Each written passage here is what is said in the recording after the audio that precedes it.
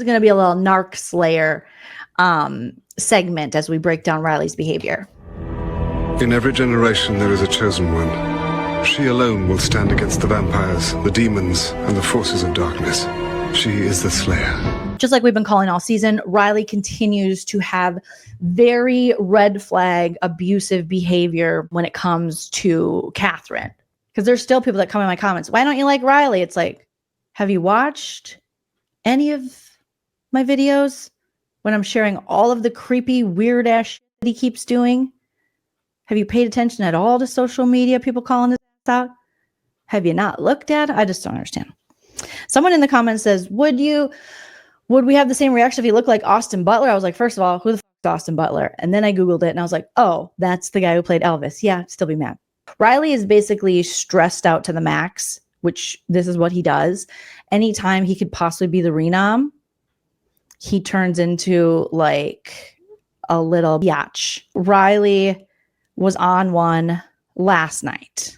And I was tweeting about it because I was watching it live and I'm like, oh my gosh. Here are some of the hits from Rylie's conversation. So apparently he didn't like that Catherine had a conversation with Kelly. And he's like, you talked to them for that long? And Catherine's kind of just telling him what happened. And Rylie's making her feel dumb. She was debriefing her conversation with maybe Mickey. Maybe she was talking to Mickey for a while and then Kelly or something. Rylie's like, you can't talk to these people that long. I'm so sick of these motherfuckers. I'm here to protect you, girl. I love you. Okay, but also, Kelly, that's a loudmouth motherfucker right there. That is a direct quote. Rylie said, and I quote, that's a loudmouth mother effing right there, Rylie, about Kelly. He's so poetic. Like, he's so sweet when he talks. And Catherine's like, oh, okay. Cool. It's inappropriate. And then he's like, Catherine, you don't have to lay up here with me. And she's like, I literally want to lay up with you. And he's like, I just don't want you to feel like you have to. I'm not talking to you like you're an idiot. Because she's like, she told him, like, I feel like you're talking to me like I'm an idiot. Like, I know what to say when I'm talking to them. I'm just debriefing with you. There was a point where she's kind of like leaning over him like this and he's laying down. I think I might have a picture of it. And he's like, you need to sit down. And the problem is what's happening now it's what he has been doing is now working on Catherine. And it's very sad to see what's happening. And we see this from guys who are toxic, women who are toxic. You know, you could be dating someone who might be a narcissist, whatever their personal favorite personality disorder is or not. They know what they're doing when it comes to love bombing, getting trust, and then being able to pick away at that person to get them to stay and also get them to keep doing what they want, if that makes sense. For those of you who might not watch the feeds or might not, or be like, what is he doing exactly? Well, here's what Rylie did. Rylie immediately picked Catherine as someone that he was attracted to, someone that he wanted to date, someone that he wanted to be in a showmance with. Now, whether that is legit or he's just trying to get more screen time or whatever the hell, that is what he has done. He has spent the past 40 plus days love bombing this woman to the point of vomiting. All right. To the point of where it's made her uncomfortable. She set her boundaries. But he has broken through to her. So he's made her feel, and I think lots of people have had situations, unfortunately, like this with people like this who will make you feel like you're the best thing ever. And you forego those red flags that you see because you're like, oh my God, this person is making me feel so good. They're telling me like, I am so wonderful and I am so great and I am everything. And they want to plan their whole world around me and they'll die for me. Like they'll kill, like this is like some Disney movie shit. Like, oh my God, is this what love is? Like this person sees this thing in me. And even though you might think in the back of your head, like, that's weird, it's a little too fast. How can he know that already? I had a therapist tell me that when it comes to relationships, whether friendship or romantic, it takes time. Anyone who's pushing like this is a red flag, whether it's a friendship or a relationship, because love, getting to know people, it takes time. Now, sure, there are those instances where people just instantly kind of know, but getting to know them, you know, getting to know each other more and planning their future, that takes time. This man has made it a point to build her up only to then start knocking her down, start picking at her. And we're seeing the picking at her part starting, and that's the sad part. So now she has let her guard down. He has love bombed her to death, which means he's just throwing all the compliments and all the love, and you're the greatest thing, and I've never found anything like you, and I don't care.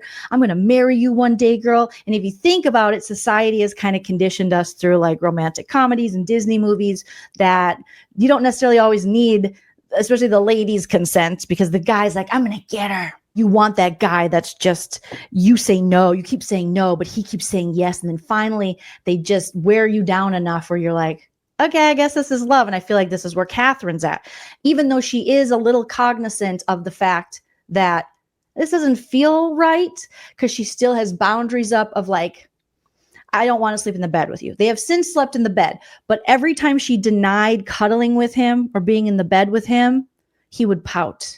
He would punish her. He would punish her through the silent treatment. He would punish her through pouting. And it was like, now he's isolated her.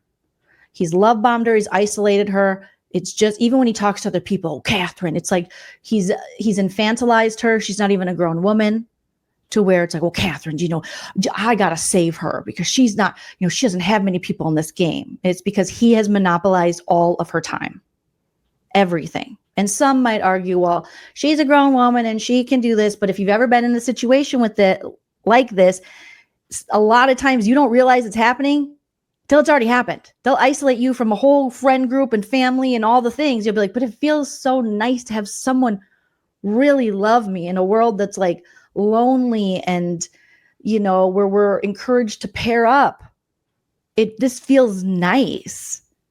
Until it doesn't feel nice, until you wake up and go, holy shit, he's isolated me. So now she basically only has Rylie as an ally.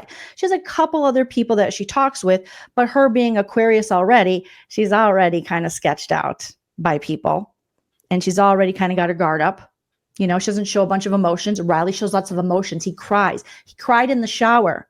After that crying in the shower, and I just love you so much, Catherine. And I just, I'm not good enough for you. So then she feels guilty. Like, oh my God, there must be something wrong with me, because this guy is like crying and opening up. And that's what people say are good things. And I'm looking like cold, and he's saying all these nice things. So, okay, you can sleep in my bed. So now he's sleeping in the bed. He got in the bed.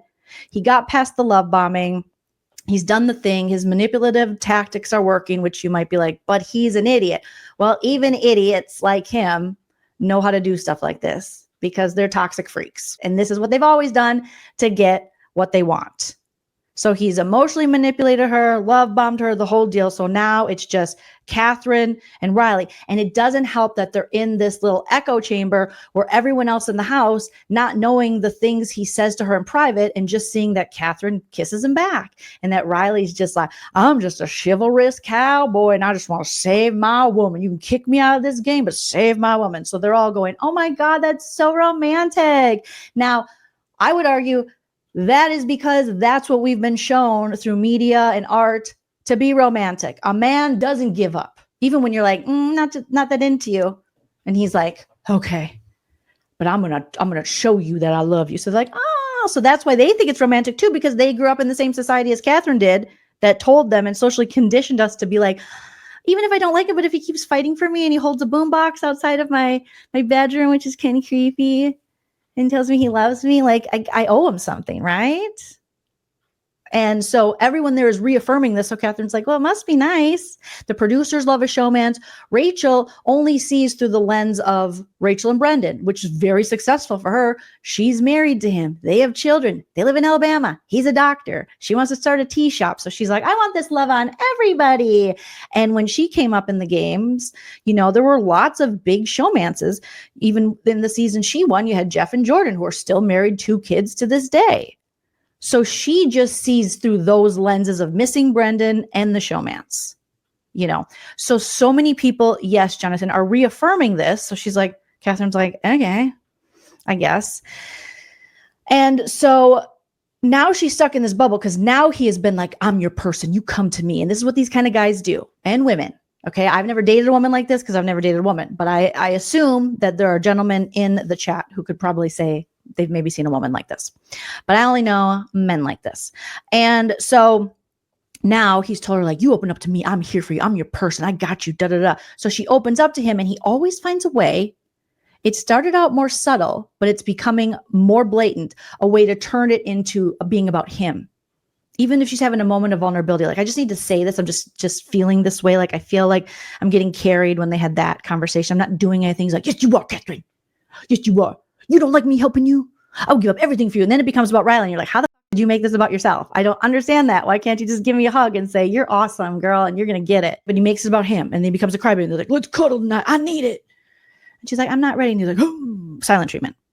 So then on the feeds, after this conversation, she's had a conversation for too long with people he doesn't want her to talk to.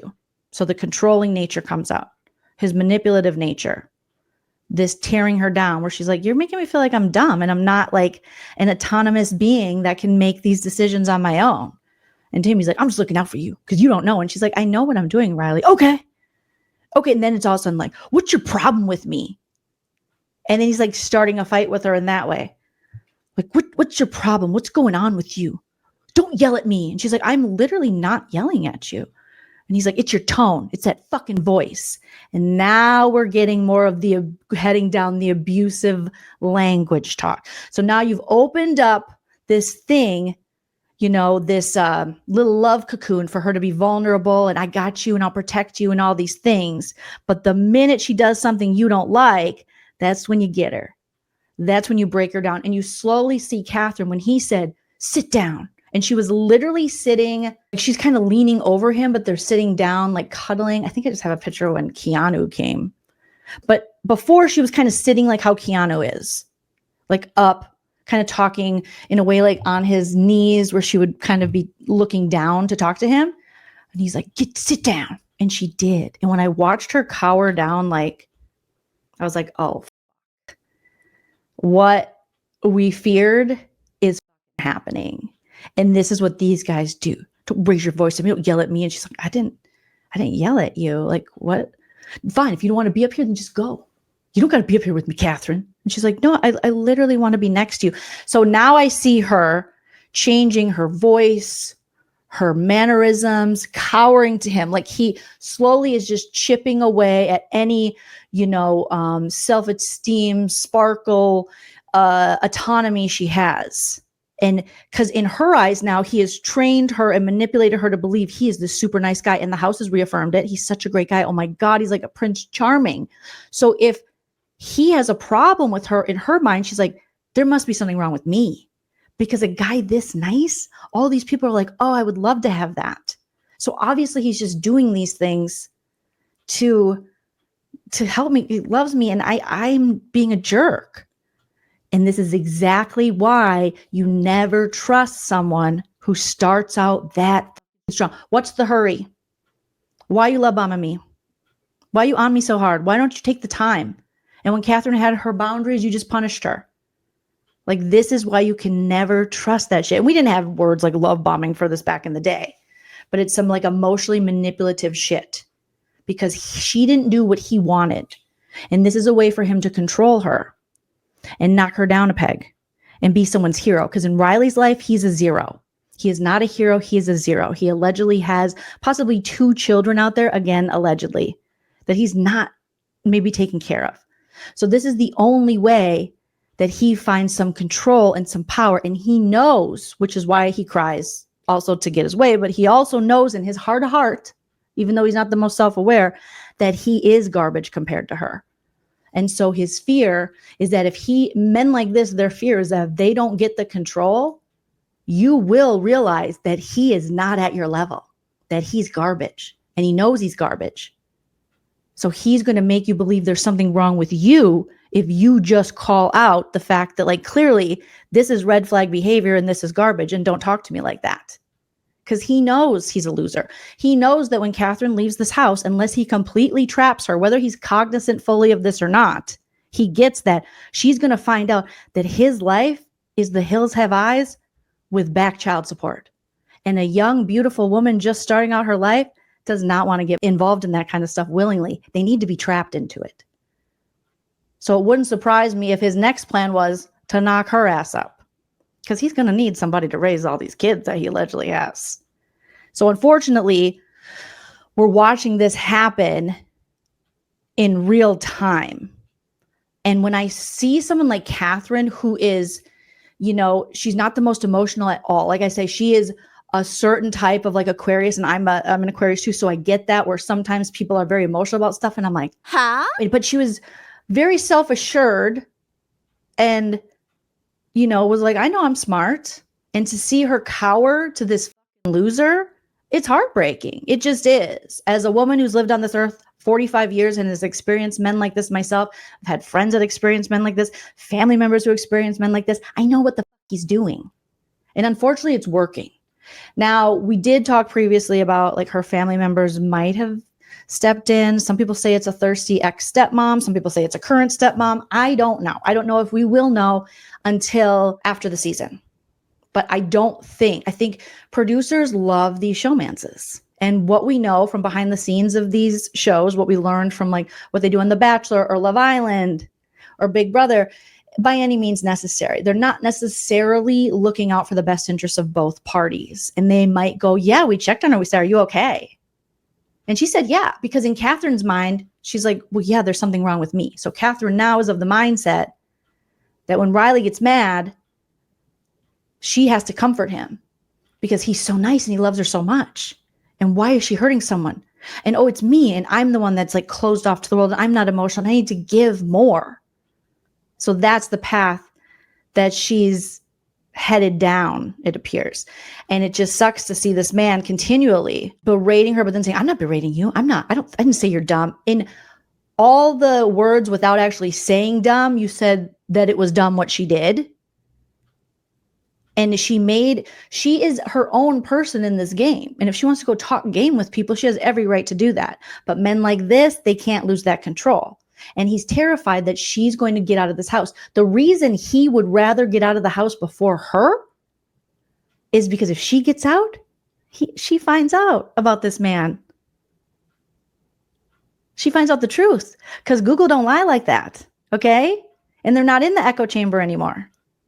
And she's going to see the girlfriends online talking shit and being like, yep, that's him allegedly. That's how he does. And she'll find someone else or no one else, but not want to be with him. And he would rather risk his game because he's got his sights set on her. And he knows that he can ride this showmance thing till the wheels fall off, also monetarily. You know, this is a scammer, manipulative man right here. I've seen your shit before, sir. You ain't fooling me. So Rylie was just on one. Not only was he berating Catherine and being like, you just sit down. You need to watch your tone. She's like, I don't have it. She's like, it's your fucking voice. I'm sorry. Isn't it crazy how quick it goes from the romance of you're perfect and you're great to now all of a sudden you're not being so perfect. And now he has a problem with your fucking voice. And this is what I was talking about when I was talking with Angela. Like, I don't trust that CBS or Big Brother is going to protect Catherine in a situation like this when they were head up by Les Moonves forever for a grip. And they gave him his package and all his stuff allegedly. And all those ladies came forward with tons of stories about Leslie Pool. And then we just found God and everything was fine. Choose kindness. Love one another. Ma'am, tell your husband that. Okay? Because you don't got to tell us. Anyways, I digress, Julie Chen. I'll get off you for a second. But I just don't think a place that kept a man like that in charge for that long, and don't think people didn't know about this shit. They always know. They just didn't care to do anything about it. And when they did do something about it, they're like, you can take your money with you. Ooh, what a big punishment. Cool. Because us regular people, if we did that, we wouldn't get to take our money with us. We wouldn't get stocks and all the shit, but okay. So yeah, he did the Catherine, you don't have to lay up here with me. Catherine says, I literally want to. And Rylie says, I just don't want you to feel like you have to. I'm not talking to you like you're an idiot, Catherine. So don't ever say that again. I'm sorry, don't ever say that again. If she feels that way, she can say that. Okay. I need these little MFers to come talk to the 45-year-old ladies that know your game. Okay. Come talk to me. Say that to me, Rylie. Say that to me. Like Mickey said, say that to my face. I will say that to your face. Rylie to Catherine. He says, when I win HOH, I'm putting Keanu, Kelly, and Ashley on the block. Things could fucking change. But they better start playing this game right. So, and now he's mad about how everyone's playing the game. He's just raging out. And we've seen this happen before. And he says, none of them motherfuckers would beat me in OTEV today. None of them. I don't give a fuck. because he's so intensely insecure. This man is so insecure that he has to constantly go, I would have won it, but I wasn't picked. No, you wouldn't have won. Please stop. He's like, I'll beat everybody. And then he starts talking about Kelly. Now, Kelly really likes Rylie. Like, she thinks Riley's great. Rylie has them snowed because, again, that's their perception. In the house is all they know. They know nothing else. They have no phones, no friends, all they have is each other. So if everyone in the house thinks he's great, they're going to think he's great, or you're going to be on the outs. And this is a social game where if you have, a wildly different opinion than someone else, there's a good chance that that makes you a target in this game. So even though Kelly is messy and she isn't insecure and all these things, I don't think she deserves the things that this man is saying. First of all, watch the B words, mister, because the only bitch I'm looking at is you. Thank you very much with the bitchy mustache. Boom.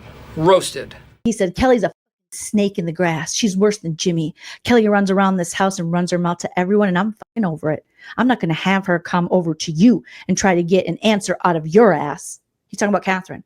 So Kelly can't talk to Catherine and get an answer out of Catherine's ass. I'm not going to have her talking to my woman. Like, what in the 1800s is going on over here? What in the Handmaid's Tale do you think is happening, sir? Okay, because you would be working in the Handmaid's Tale at that stinky place, like the garbage dump. You wouldn't be one of the guys that get the handmaid and the wife and stuff. You wouldn't be like the generals or whatever the hell. Sir, you'd be working at the dump just like real life. Okay, let's know our role here. He's just like, I'm not going to have her coming over here trying to get an answer out of your ass because it's pissing me off. Ooh, not pissing you off. The guy who looks like he has no teefies. And then he says, if anyone ever throws you on the block, I'm going after everyone in this. I would love to see it. He talks such a big game. He's always like, I'm going to confront, never confronts the men, but bucks up to a woman. This is the type of guy never would say shit to the men. Come on. Very little. But he will buck up to a lady. It's only a matter of time before he goes off on Kelly or goes off on Catherine again. And they'll cut the feeds and they'll probably try to hide it so he gets America's favorite player. But I want you guys to know this is what's really going down. Okay? So he's like, I'm going after everyone in his house. You stay cool and I'll blow up. Because again, back to hero. It's a mind fuck. It's back and forth. You shut up. You don't talk to me like that. You sit down. You know your role, but I'm here to protect you, baby. I'm only looking out for your best interest because you're just a little baby fetus to me. You're just a woman. You can't be having no opinions. Catherine's like, I don't think Kelly wants either of us out. So I don't give a fuck what she says or does. Like, why are you so worried about Kelly? And Rylie says, Kelly's a snake in the grass. She's worse than Jimmy. He says it again. Kelly literally runs around and runs her mouth and to everyone. And I'm over it. Oh my God. As he sits there and whispers it. If you're so over it, be a big boy, stand up with your skinny little yeggies and say it. Because my money would be on Kelly, that she could kick your ass. Okay, and I hope Kelly's dad is watching this afterwards. Maybe you want to grab Kelly away from this guy if she tries to befriend him after the fact. Psycho. Keanu then comes out of the HOH room. He's talking shit on Keanu too. But you think he'll say it to his face? You think he'll buck up to him? No. Because he's a coward. And Keanu, he's like, Rylie, what's wrong? And Rylie's like, I'm just irritated. Because he has no emotional regulation. The guy is such a baby. And Keanu keeps inquiring, like, what's wrong? What's wrong, little guy? And it's so funny because Keanu gives him a hug. But I thought you were going to go off on Keanu. He's like, he's been in the fucking diary room for 2 fucking hours. I'm so fucking sick of it. But it was so funny. When this man hugged you, you don't say shit. You told your girlfriend to sit down. You don't like her tone. It's her fucking voice. But then this big, strong guy who throws kettlebells around comes out. You're talking shit on. You say nothing. You thought you were Tucker, but you're not. As if it came down to mano with me and him, I would whoop his ass and get him out of here. I am not the least bit intimidated by that dude. He came into the bathroom when I was shitting one time. I love that one, Tucker. I'm not the least bit intimidated. Rylie ain't gonna do shit. He's never won a fight in his life. This week has been shit.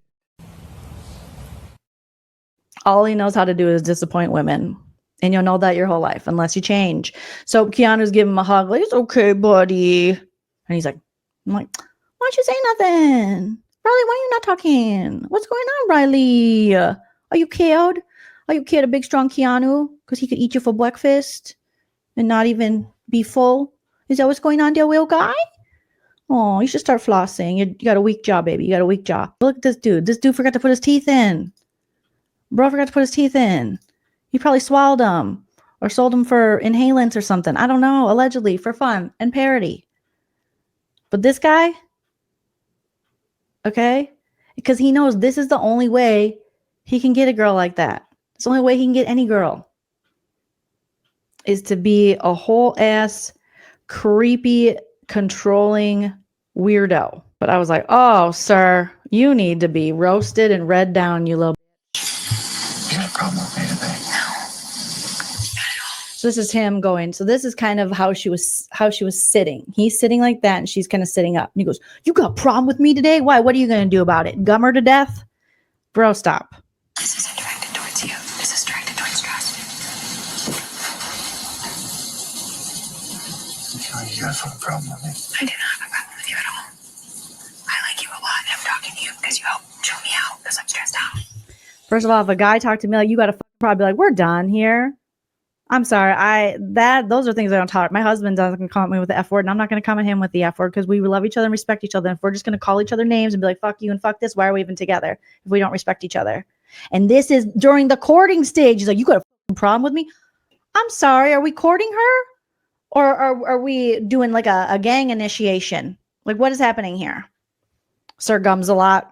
Sit down. What are you doing right now? He's like, "You got a problem with me?" She's like, "No, what? No." He's like, "Then sit down. What are you doing right now?" Again, she's the problem. She did something wrong. Meanwhile, she did nothing wrong but talk game with people in the Big Brother house and cuddle his dumb ass. I felt like I was talking better if I cleaned up.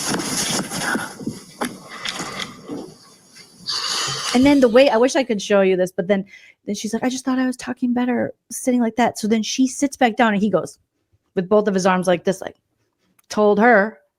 Like, it's sad that this is the only power he'll ever have in his life. As he's like, "Go ahead on pump 9," if he's lucky. I can't make it. I don't want to. I really don't want to. I just feel bad about it. I don't feel bad about it. She put it. I don't feel bad. It doesn't matter. I'm still gonna vote how I want to vote. Hey, what's your attitude? I'm not having an attitude, I promise. I promise, it's just my face. No, it's your tone. No, like- Your fucking voice. I'm sorry, it's not an attitude. I said, "What's your fucking attitude?" She's like, "Not an attitude, I promise. I'm sorry." "No, it's your tone, it's your fucking voice." Oh, sir. I do not have a problem with you at all.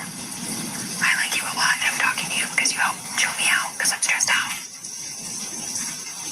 Sit down. What are you doing right now? I felt like I was talking better if I cleaned up.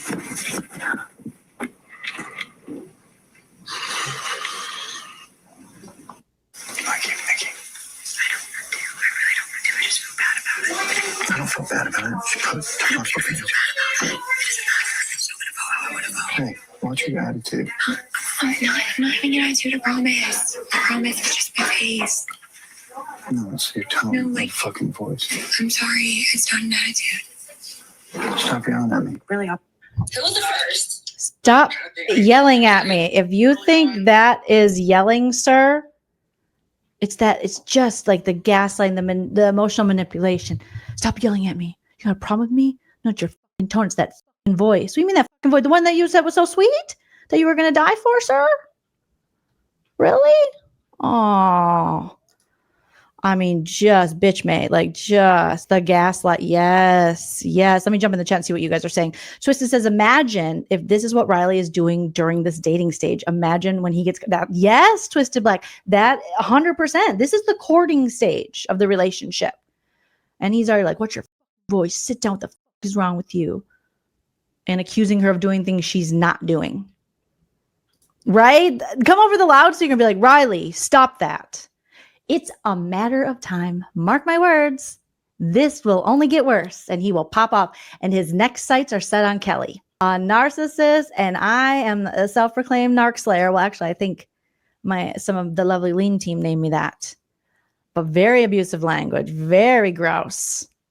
He's nasty. Textbook abusive, Dina. Textbook.